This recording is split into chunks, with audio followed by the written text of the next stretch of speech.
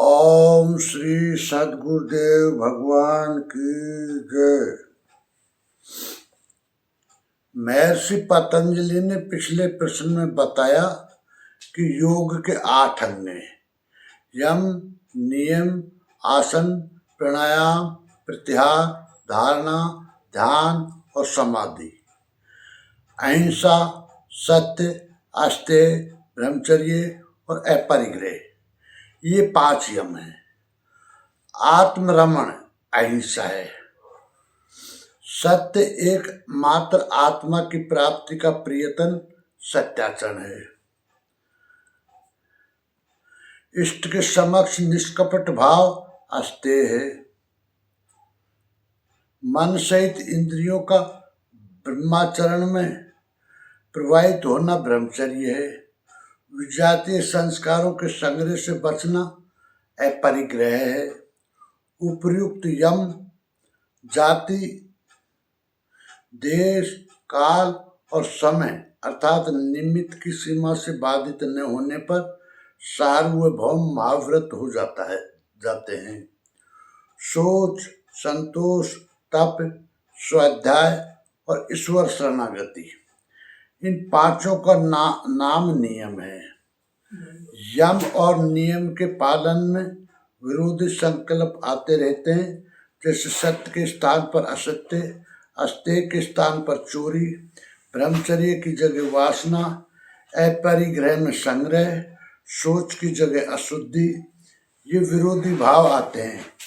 इन्हें विरोधी तर्क कहा जाता है।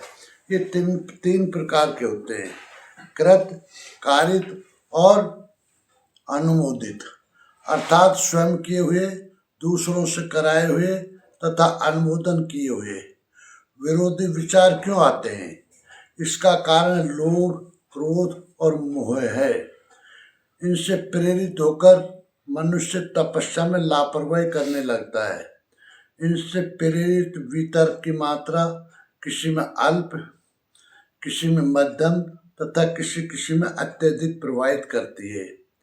इन वितर्कों के प्रतिपक्षी विचारों की भावना करनी चाहिए कि वितर्क के भाव दुख और अज्ञान रूपी अनंत फल देने वाले हैं।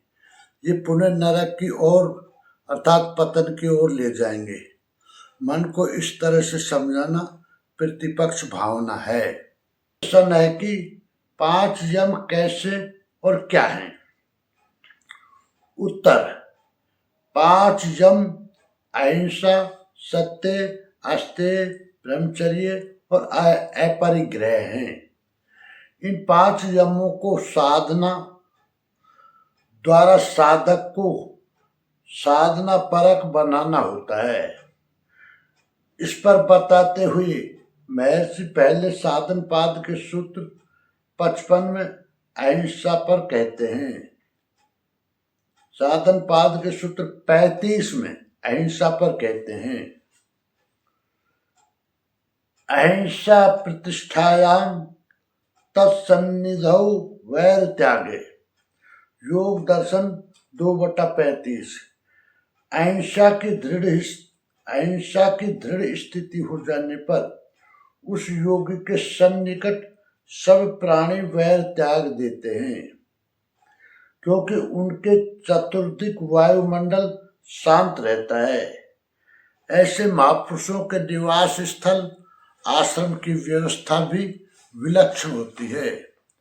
मानस में है कि जब से भगवान श्री राम चित्रकूट में निवास करने लगे, कर केहरी कपिकोल कुरंगा, विगत बैर बिच रही सब संगा। रामचरितमानस 2/237/2। पूज्य गुरु महाराज अनसुईया के बीहड़ वन प्रांतर में निवास करते थे। शेर, भालू, लंबे लंबे सर्पों का बाहुल्य था, किंतु इन वन्य हिंसक जीवों द्वारा आश्रम परिश्रम में कभी कोई दुर्घटना नहीं घटित हुई। भगवान महावीर स्वामी का निर्णय है कि आत्मा को अधोगति में ले जाने वाले जितने भी विकार हैं वही हिंसा के कारण हैं। इन विकारों का निरोध कर लेना ही विशुद्ध अहिंसा है। वास्तव में हिंसा का अर्थ किसी जीव को मारना मात्र नहीं है, बल्कि आत्मपथ से विचलित हो जाना ही हिंसा है। और आत्मपथ की ओर अग्रसर होना अहिंसा है। अपने आत्म स्वरूप में प्रवेश जीव का परम कल्याण है। अपने आत्म स्वरूप में प्रवेश जीव का परम कल्याण है। अतः आत्म स्वरूप की सुरक्षा ही अहिंसा है। भगवान श्री कृष्ण ने गीता में स्थान स्थान पर अहिंसा का प्रयोग किया है। योग विधि यज्ञ के 14 लक्षणों में संस्कृत व्रत अहिंसा है, जिसका परिणाम सनातन ब्रह्म का दर्शन और स्थिति है। स्वरूप में स्थित महापुरुष क्षेत्रज्ञ है और क्षेत्रज्ञ के लक्षणों में एक है अहिंसा। दैवी संपद जो परम देव परमात्मा में प्रवेश दिलाती है, मोक्ष प्रदान करती है, उनमें इंद्रियों का दमन, मन का शमन, अनुभवी उपलब्धि, वास्तविक जानकारी इत्यादि 26 लक्षणों में एक अहिंसा है। अर्जुन आत्मा ही शत्रु और आत्मा ही मित्र है।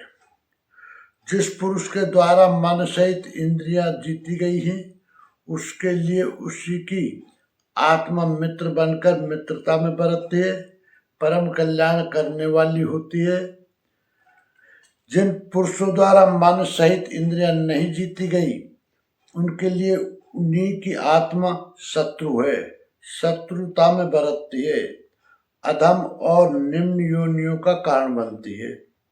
इसलिए पुरुष को चाहिए कि अपने द्वारा अपनी आत्मा का उद्धार करे, अधोगति में न पहुंचाए।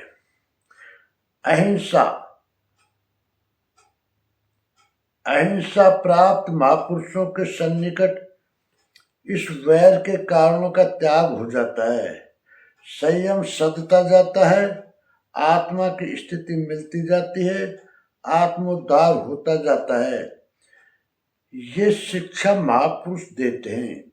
अतः अहिंसा किसी विरले महापुरुष के क्षेत्र की वस्तु है। ऐसे महापुरुष के चतुर्दिक एक प्रभाव क्षेत्र निर्मित हो जाता है। जैसा काकभूषणी आश्रम का प्रभाव था कि व्यापयितन अविद्या जो जन एक पर्यंत, वहां का वायुमंडल शुद्ध और शांत हो जाता है। उसकी परिधि में जो भी पहुंच जाता है, उसमें भी योग के संस्कारों का सूत्रपात हो जाता है। वैर त्यागे, दुनिया में वैरी काटे जाते हैं, अहिंसा में त्यागे जाते हैं। वैरी कौन है? मनुष्य ने चाहता हुआ भी किसकी प्रेरणा से पाप का आचरण करता है।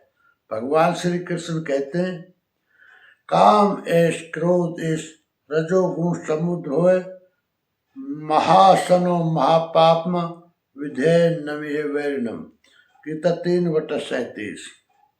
अर्जुन, काम और क्रोध अग्नि के सदृश कभी न तृप्त होने वाले दुर्जय शत्रु हैं। ज्ञान और विज्ञान को नष्ट करने वाले ये निरंतर वैरी हैं। महापुरुषों के सानिध्य में इन वैरियों का अंत हो जाता है। परम धर्म श्रुति विदित अहिंसा। रामचरितमानस 7/120/22। सूरत अर्थात मन की दृष्टि जो वायु से भी तेज चलने वाली है, स्थायित्व ले ले, इस निरोध के साथ जो छिपी सकता है वह है कल्याण तत्व दृष्टा आत्मा। उसके स्पर्श के साथ ही जिसे धारण करना था धर्म को, वह कार्य पूर्ण हुआ। ये अहिंसा की पराकाष्ठा है। ऐसे महापुरुषों की दृष्टि पड़ते ही व्यक्ति हिंसा के मार्ग से हटकर अहिंसा की राह पर आ जाते हैं। जैसे वाल्मीकि, अंगुलीमाल इत्यादि। गुरुदेव भगवान के सानिध्य में अनसुया क्षेत्र के दस्युओं की वृत्ति बदल गई, वे भजन करने लग गए। दूसरा यम है सत्य, उसकी पराकाष्ठा कहाँ तक है, इस पर महर्षि साधुपाद के सूत्र 36 में कहते हैं, सत्य प्रतिष्ठायाम क्रिया फलाश्रयत्वम। योग दर्शन 2/36। सत्य की दृढ़ स्थिति हो जाने पर क्रिया फल का आश्रय प्राप्त हो जाता है। क्रिया फल का आश्रय प्राप्त हो जाता है। सत्य केवल दृष्टा आत्मा है, सृष्टि में अन्य जो कुछ है नश्वर है।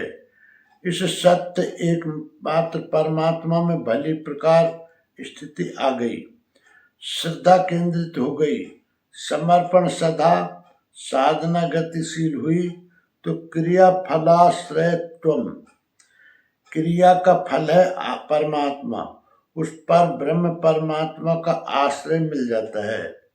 अर्थात भगवान विधिवत योग क्षम करने लगते हैं। यम का तीसरा अंग अस्तेय पर साधन पाद के सूत्र 37 में देखें। आस्ते प्रतिष्ठाम सर्वरत्नोपस्थानम। योग दर्शन 2/37। प्राय चोरी के अभाव को अस्तेय कहा जाता है। चोरी वृत्ति का अभाव होते ही योगी के समक्ष सभी रत्नों को प्रकट हो जाना चाहिए। आपके शास्त्रों में समुद्र मंथन से निश्चित 14 रत्नों का उल्लेख है। श्रीमणि रंभा वारिणी अमीय सांख्य गजराज कल्प द्रुम शशि धेनुधन धन्वंतरी विश्वाज। मान ले चोरी वृत्ति दृढ़ हो गई, योगी के समक्ष रंभा या वारिणी प्रकट हो गई, तो वह करेगा क्या? उसके शांत एकांत भजन में ये भयंकर विघ्न है। रंभा विश्वामित्र के समक्ष पहुंची तो उसका पतन हो गया। अतः अस्तेय या रत्नों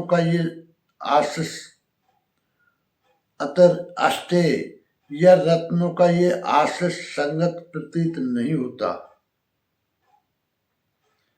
भगवान महावीर से एक राजा ने प्रश्न किया, भगवान, सदगृहस्थ आश्रम में रहते हुए हम लोगों का कल्याण कैसे हो? उन्होंने बताया, राजन, त्रिरत्न धारण करें,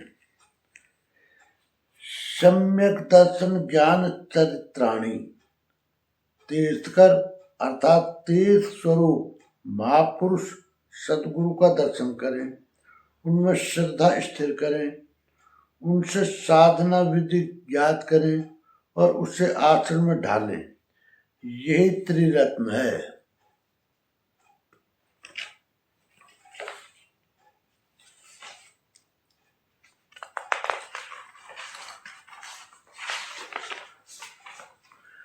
पूज्य गुरुदेव कहते थे, सदगुरु के समक्ष जो हृदय में हो वही जुबान पर हो। हृदय में कुछ और, जुबान पर कुछ और, ऐसा साधक कभी सफल नहीं होता। भगवान से कुछ छिपाया भी तो नहीं जा सकता। सबके उर अंतर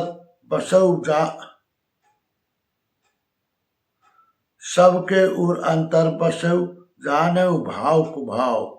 ईश्वर सबके हृदय में निवास करता है, वो भाव कुभाव सब जानता है। संकल्प बाद में उठते हैं, भगवान पहले ही बता देते हैं कि कब विजातीय संकल्प आने वाले हैं। वितर्क पैदा हुआ नहीं, परिस्थिति या खतरा आया नहीं, उसके पहले ही भगवान बता देते हैं। साधक तुरंत सावधान हो जाता है।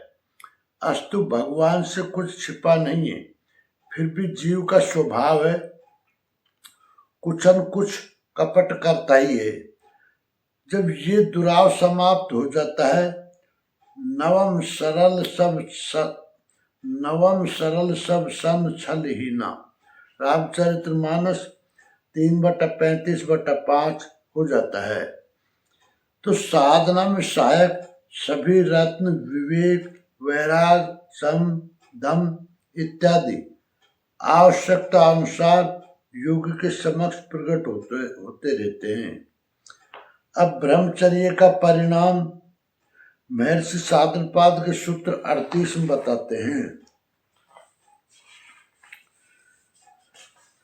ब्रह्मचर्य प्रतिष्ठायाम वीर्य लाभ है।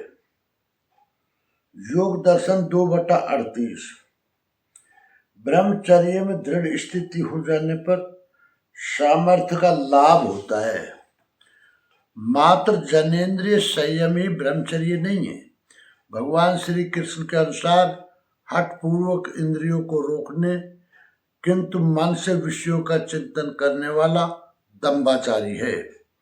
अपने पूर्व जन्मों का संस्मरण सुनाते हुए पूज्य गुरुदेव बताया करते थे कि गत जन्म में उनकी निवृत्ति हो चली थी, किंतु मन में 2-1 इच्छाएं शेष थी कि शादी ब्याह क्या होता है और लोग गांजा पीकर मस्ती में भजन करते हैं, इसमें कितना आनंद है। उस जन्म में इच्छा रहने पर भी न तो विवाह किया और न गांजे का स्पर्श किया, किंतु मन में एक कुतूहल था, इसलिए जन्म लेना पड़ा।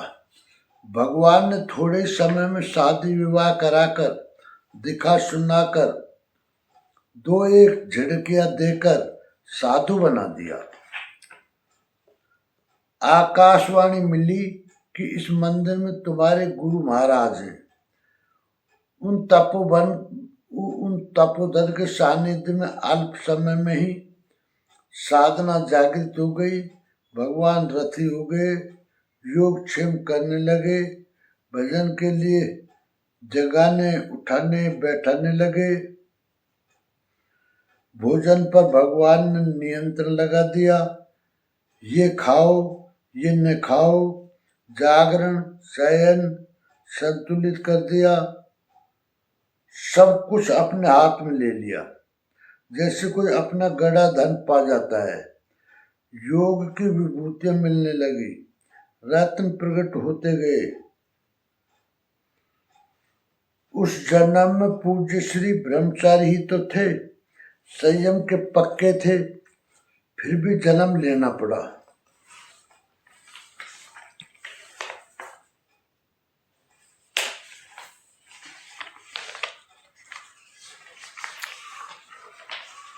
कुतर्क शांत होता है ब्रह्माचरण से। मन सहित इंद्रियों को समेटकर ब्रह्म चिंतन में लगाने से। ब्रह्माचरित स ब्रह्मचारी।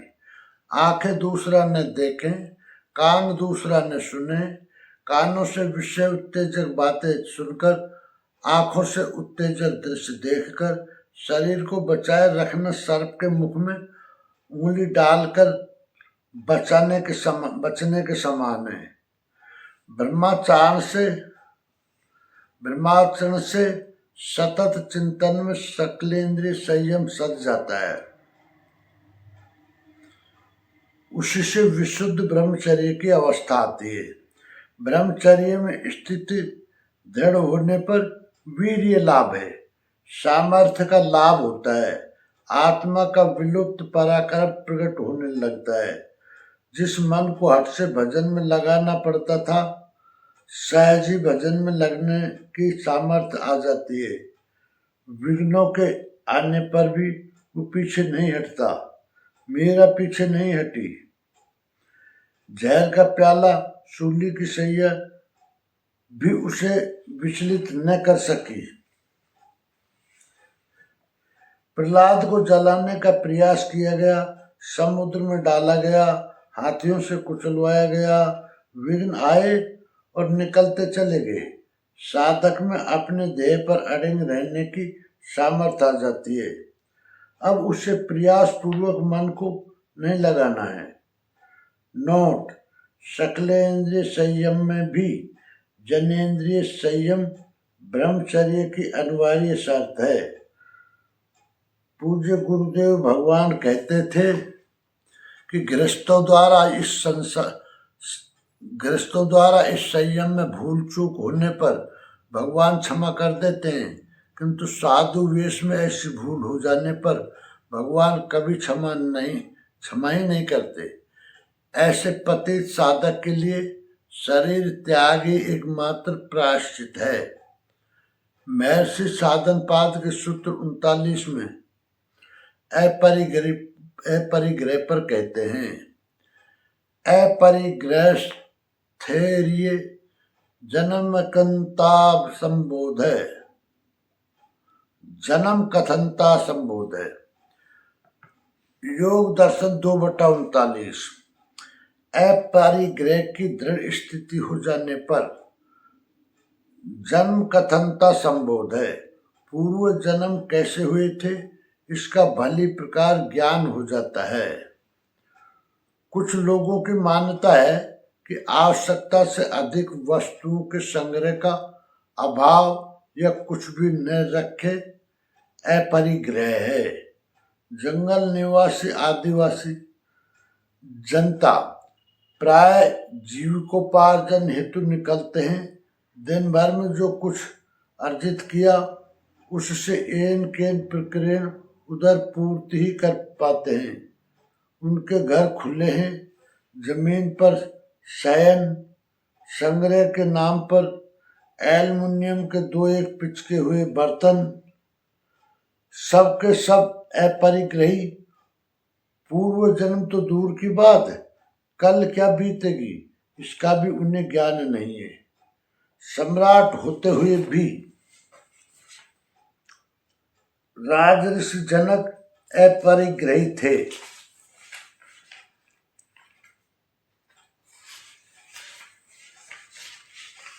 अपरिग्रह वस्तु संग्रह से उतना संबंधित नहीं है जितना चिंतन से। चिंतन इतना उन्नत हो जाए कि उसके द्वारा नवीन संस्कारों का संग्रह न हो। नवीन संस्कारों का संग्रह तो होता नहीं, फिर भी चित्त में पुराने संस्कारों के कारण विकलता बनी रहती है, जिससे भले बुरे संकल्प उठने लगते हैं। उस अवस्था में साधक को ये ज्ञात हो जाता है कि पूर्व जन्मों के कितने संस्कार शेष थे,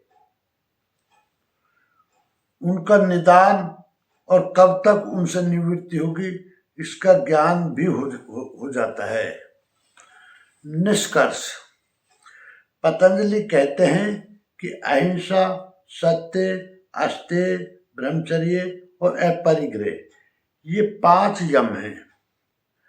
इनमें प्रथम यम अहिंसा। अहिंसा की दृढ़ स्थिति हो जाने पर उस योगी के सन्निकट सब प्राणी वैर त्याग देते हैं, क्योंकि उनके चतुर्दिक वायुमंडल शांत रहता है। ऐसे महापुरुषों के निवास स्थल, आश्रम की व्यवस्था भी विलक्षण होती है। अतः आत्मा को अधोगति में ले जाने वाले जितने भी विकार हैं वही हिंसा के कारण हैं। इन विकारों का निरोध कर लेना ही विशुद्ध अहिंसा है। वास्तव में हिंसा का अर्थ किसी जीव को मारना मात्र नहीं है, बल्कि आत्मपथ से विचलित हो जाना ही हिंसा है, और आत्मपथ की ओर अग्रसर होना अहिंसा है। दूसरा यम है सत्य। सत्य की दृढ़ स्थिति हो जाने पर क्रिया फल का आश्रय प्राप्त हो जाता है। सत्य केवल दृष्टा आत्मा है। सृष्टि में अन्य जो कुछ भी है नश्वर है।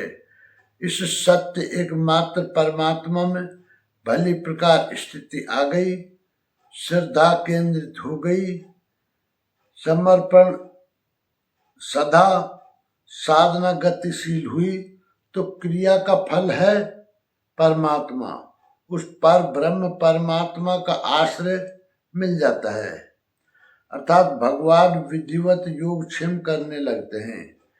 तीसरा यम है आस्ते,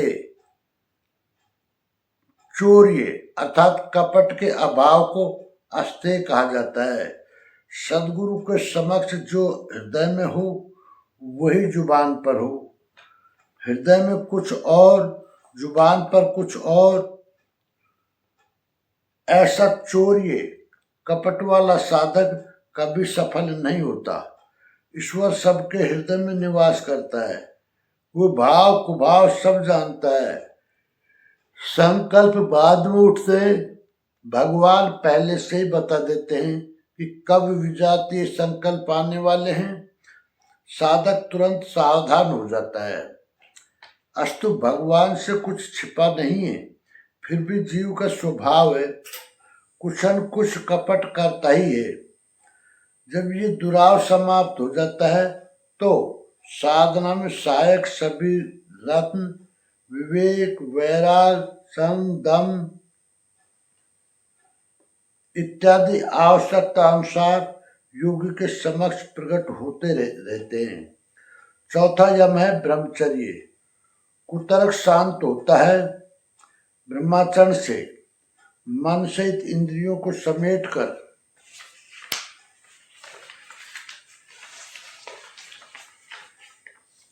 ब्रह्म चिंतन में लगने से ब्रह्माचरित से ब्रह्मचारी।